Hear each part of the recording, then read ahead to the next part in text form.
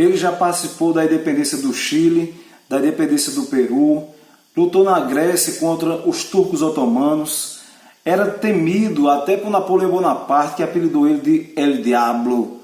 E também, inclusive, principalmente para nós aqui, participou da independência do Brasil. Quem é ele? É o Lord Thomas Alexander Cochrane.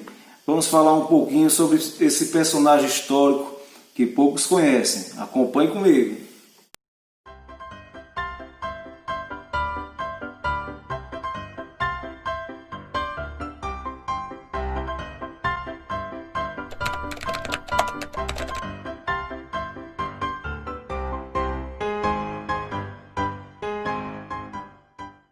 Antes de iniciar esse vídeo, não esqueça de nos ajudar curtindo, compartilhando, ativando o sininho, inscrevendo-se no canal. Você sabe que cada vez que você faz isso, o YouTube vai entender que esse vídeo é importante, ele vai propagar mais aí na sua plataforma. Então contamos com você.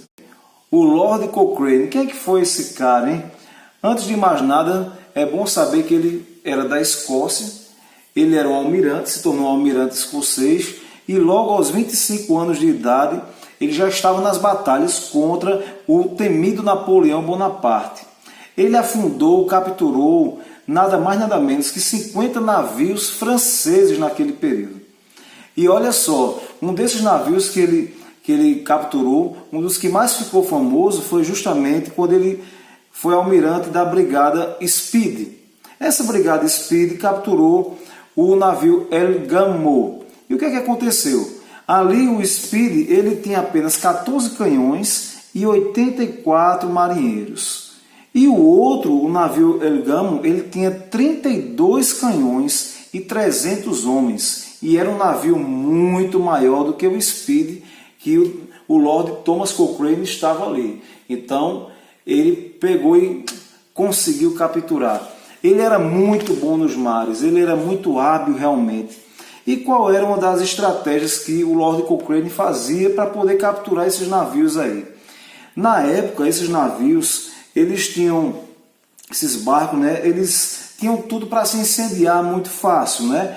Ou seja, ele era feito de madeira, o casco era revestido de alcatrão, as velas eram de pano, as cordas eram encebadas com gordura e ainda tinha o depósito de pólvora nesses navios, ou seja, tudo muito fácil para uma combustão rápida. Então o que é que o Cochrane fazia? Ele pegava, mandava pequenos navios, já aquele pequeno navio pegando fogo ali, até chegar no navio gigante. Quando se chocava com aquele navio grande, rapidamente tomava-se em chamas aquela grande brigada ali, e ele capturava, e os inimigos eles se rendiam facilmente. Olha só que bacana, né? Então, Cochrane ele era muito famoso no seu período. Para nós hoje, como é Neymar, como é Pelé no futebol, ele era famoso também na sua época. E como eu falei aqui no comecinho do vídeo, o Napoleão Bonaparte conhecia muito bem ele, né?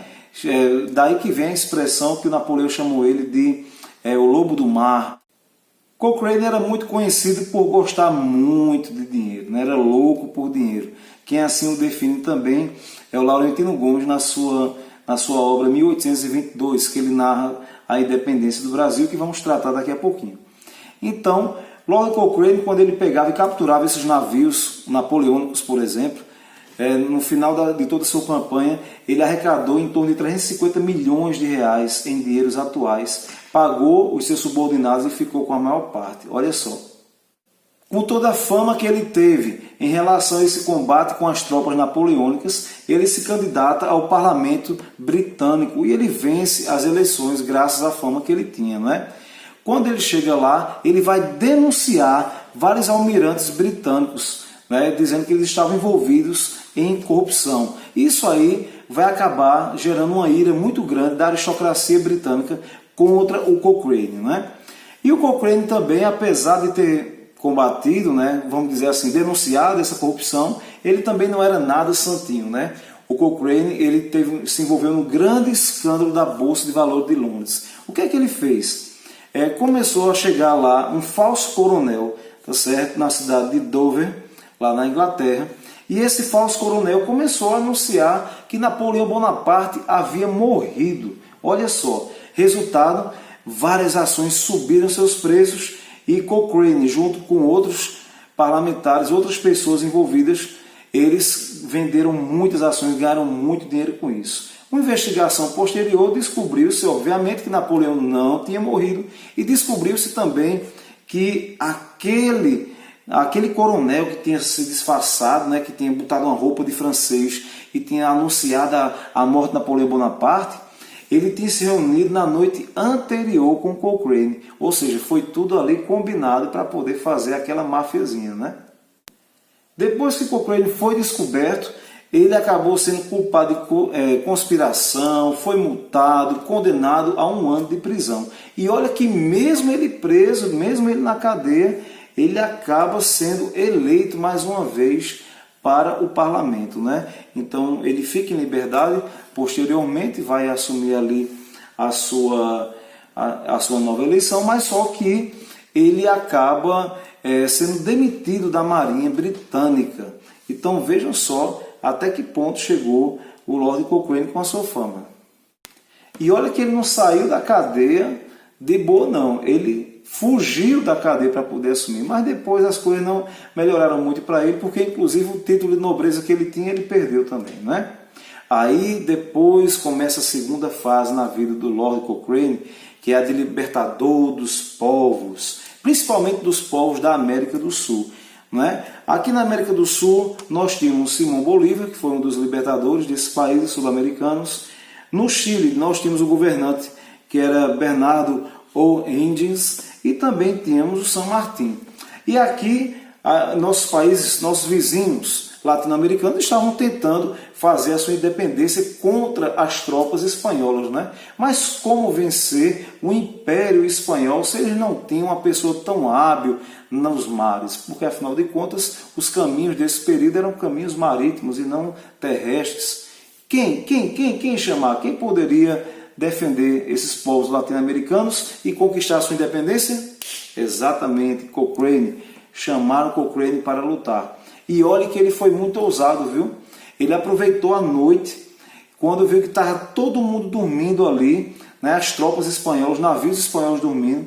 Ele, com todas as suas tropas de ingleses que ele levou nos navios, botes pequenos, ele começou a escalar as montanhas ali perto da Cordilheira dos Andes e, de sobressalto, na surdina, caladinho, ele pegou e sequestrou toda a carga que existia dos navios espanhóis ali e acabou levando a independência, ajudando na independência do Peru, do Chile e de outros países latino-americanos. E olha que tudo isso aconteceu lá no porto de Valdívia, no Chile, viu? Esse porto ficou famoso nessa batalha que o Cochrane ele conquistou. E ele começou a dizer que o general San Martín ele não havia pago o que havia prometido ao Lord Cochrane. E o que é que o Cochrane faz nessa situação? Ele pega e vai roubar, vai saquear um navio peruano que estava com todo o tesouro do Peru, todo o dinheiro que existia do governo peruano naquele período, alegando que aquilo seria, a partir daquele momento, o pagamento dele. Inclusive, essa atitude de saquear navio não era uma coisa que se tornaria única na carreira do Cochrane, né? Aqui no Brasil ele também fez vários desses saques que a gente vai ver daqui a pouquinho também, né? Então veja como ele foi ousado, esse Lord Cochrane, né? O Lord Cochrane, inclusive, ele tinha planejado libertar Napoleão lá da sua prisão na ilha de Santa Helena, mas só que antes de vir para cá, para a América do Sul, né? Ele queria libertar Napoleão, trazer Napoleão para cá e juntos ali ele ajudaria Napoleão a governar a América Latina, né? Mas só que essa ideia acabou não dando certo, né? Porque a construção do navio que iria tirar Napoleão Bonaparte da sua prisão, ele acabou não acontecendo em tempo hábil e o Cochrane teve que vir para cá rapidamente, não é? Então, veja só, ele sem o Napoleão já conseguiu fazer o que conseguiu, né? Imagina se tivesse com o grande líder dos exércitos da época, que era o Napoleão Bonaparte.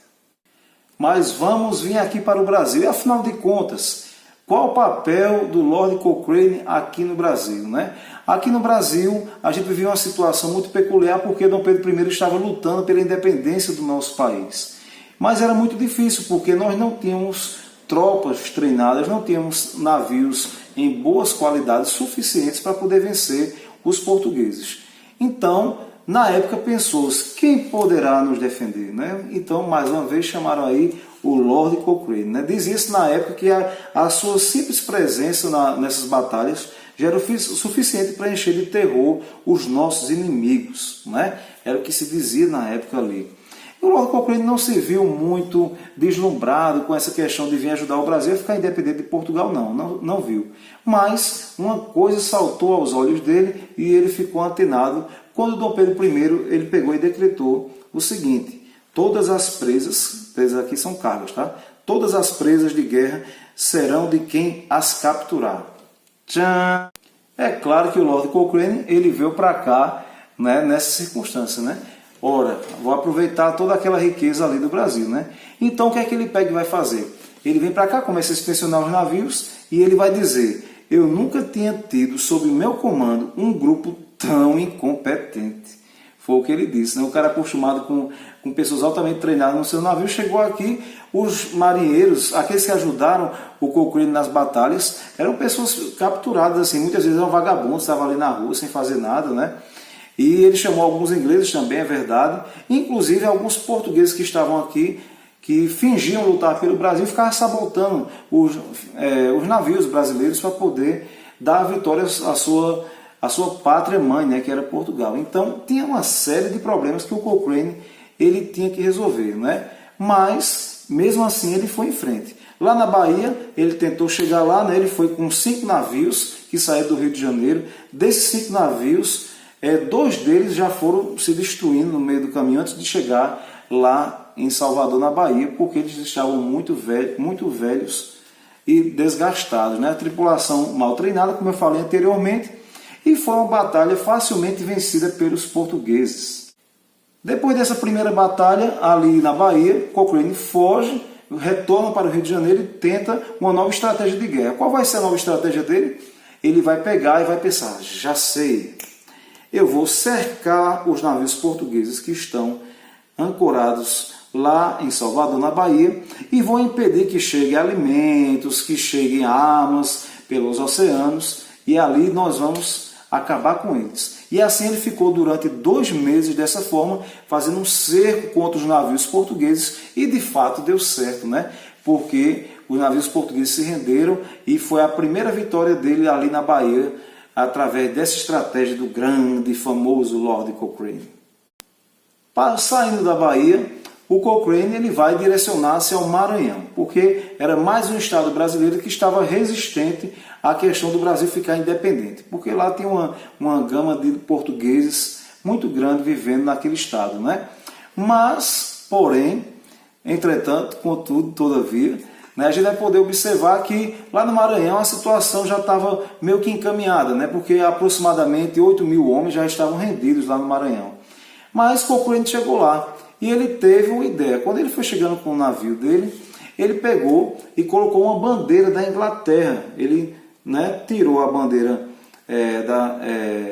brasileira, né, que estava em batalha, e colocou a bandeira da Inglaterra. Quando foi chegando perto de São Luís do Maranhão, aqueles que ainda resistiam a se render ao governo brasileiro, eles observaram: eita, a bandeira da Inglaterra, a Inglaterra está neutra nesse combate, então eu vou até lá. Então pegaram um botezinho, foram até o navio. Quando chegaram lá, o Lord Cochrane pegou e falou: olha, você só sai daqui se render, você vai voltar lá e vai dizer que todos de São Luís têm que se render. Então foi uma coisa pega de surpresa assim, e aquele que ousou ir lá, achando que era amigo, que era da Inglaterra, tudinho, volta para São Luís, conta a situação, né, e diz: olha, se não for, a gente vai morrer aqui bombardeado.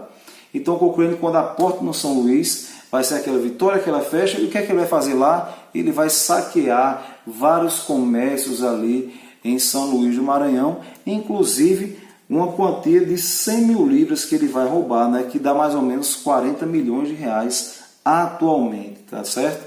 Então o Cochrane ele volta para o Rio de Janeiro como um grande herói. Eita, Cochrane, ele conseguiu lá no Maranhão, porque ele lá estava muito resistente. Mas até hoje, para quem conhece de fato a história, sabe que Cochrane tem esse lado dúbio aí. Ele foi herói ou foi vilão, né? Se você achou essa estratégia do Lord Cochrane ousada lá em São Luís do Maranhão, mais ousada ainda, ele foi contra outro estado brasileiro que estava tentando ali ficar contra a independência do Brasil, né, que foi o estado do Pará. Então, o Lord Cochrane ele pegou e mandou para lá o capitão Joy Pascal Griffith. Ele mandou sozinho, né, ele mandou sozinho ali, e esse capitão ele foi lá e chegou e falou: olha, estou aqui chegando em Belém do Pará e vocês saibam que ali está toda uma tropa do exército inglês chegando, o Lord Cochrane aí também chegando para detonar com Belém do Pará. Então os paraenses, temendo, né, toda aquela repercussão, disseram: ah não, a gente se rende, está tudo rendido, tudo certo. Tudo mentira. O Cochrane estava lá em São Luís do Maranhão ainda e só tinha mandado esse capitão com alguns marinheiros. E através dessa sacada que ele teve, ele dominou o Maranhão também, que era o último dos estados que estavam resistentes à independência do Brasil, né? Então, após isso, por sinal, Belém ficou um caos, viu? Porque houve muito vandalismo. 260 paraenses acabaram sendo presos nos porões do navio, ficaram lá no sol quente. E no dia seguinte, só 4 estavam vivos, daqueles que tentavam resistir contra a independência do Brasil. Olha só que coisa desumana, né? Depois de toda essa campanha, o Cochrane ele tinha ali aproximadamente 250 mil libras esterlinas, o que equivale mais ou menos a 75 milhões de reais, né? Nesse meio tempo aí, o governo brasileiro conseguiu resgatar uma parte desse dinheiro, porque afinal de contas ele havia saqueado lá no São Luís do Maranhão, né? Então resgatou um pouco desse dinheiro e devolveu aos seus donos. E nesse meio tempo aí, que o Cochrane ainda ficava cobrando dinheiro do governo brasileiro, cobrando dinheiro de Dom Pedro I, ele ainda foi convocado para uma nova batalha, porque aqui o Brasil já tinha conquistado a sua independência, bonitinho, já era 1824. Em 1824 houve a Confederação do Equador, que foi quando estados do Nordeste, liderados aqui a partir de Pernambuco, eles tentaram ficar independentes do Brasil, né? Então o Cochrane foi convocado, mais uma vez contratado para essa batalha contra a Confederação do Equador, e ele de fato também sufocou aquela revolução ali. E olha que depois dessa campanha da Confederação do Equador, ele volta para o Maranhão. Ele gostou mesmo do Maranhão, hein? Eu acho que os maranhenses não têm a mesma empatia por ele, não. Ele volta para o Maranhão e rouba ali o equivalente hoje a 6 milhões de reais. Quando ele rouba esses 6 milhões de reais, ele vai embora para a Europa e ainda fica dizendo que o governo brasileiro estava devendo a ele. Lá na Europa, ele ainda pega e é contratado pelos gregos que estavam em guerra contra os turcos otomanos. E ele lá ganha 100 mil libras, né, nessa batalha, e adivinhe, mais uma vez, o Lord Cochrane foi decisivo. Anos depois, a gente vai ver que em 1860 ele vai morrer, e ele vai ser tido como um grande herói na Inglaterra, né? Ele vai ser tido como um grande cidadão inglês que libertou os povos e tudo mais, né? Para alguns vilão, para outros herói. E olha que aquele dinheiro que ele tinha entrado na justiça contra o governo brasileiro para poder receber aquele dinheiro, ele não recebeu, mas os seus descendentes receberam, porque quando foi em 1874, ou seja, já no segundo reinado com Dom Pedro II aqui no Brasil, a gente vai ver que o governo vai pagar 40.298 libras esterlinas para os descendentes do Lord Cochrane, tá certo? Então é uma figura emblemática que foi um cara importantíssimo na independência do nosso país. Provavelmente sem ele não teríamos conseguido, para alguns historiadores, né? Porque afinal de contas não tinha nenhum grande líder com experiência nos mares. Então, inclusive, eu cito aqui mais uma vez o autor Laurentino Gomes, né, que ele fala que os personagens que foram importantes na independência do Brasil, primeiramente Dom Pedro I, obviamente, que foi o líder, vamos ter a sua esposa Maria Leopoldina, José Bonifácio de Andrada e o Lord Cochrane, que era o escocês louco por dinheiro. É isso aí, minha gente. Então hoje falamos um pouquinho sobre Thomas Alexander Cochrane, mais conhecido como Lord Cochrane. Espero que você tenha gostado desse vídeo. Um grande beijo. Até a próxima.